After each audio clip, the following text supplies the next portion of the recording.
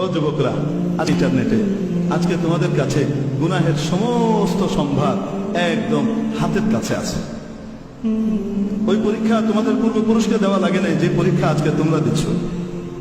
আজকে তোমাদের সমাজের ভিতরে যে ধরনের বেহায়াপনার পারমিট হয়ে গেছে, পেয়ে গেছে সবাই, ওই অবস্থা আজ থেকে 40-50 বছর আগেকার মুরব্বীদেরকে এই পরীক্ষার মুখোমুখি হওয়া লাগে নাই।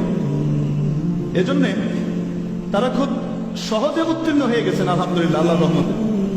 এখনকার এই পরিস্থিতিতে যদি তোমরা আল্লাহর হুকুম নবীর তরিকা নিয়ে চলতে পারো, তোমাদেরকে যে সওয়াব দেওয়া হবে সেটা তোমাদের বাপ দাদাদের সওয়াবের চেয়ে অনেক বেশি হবে।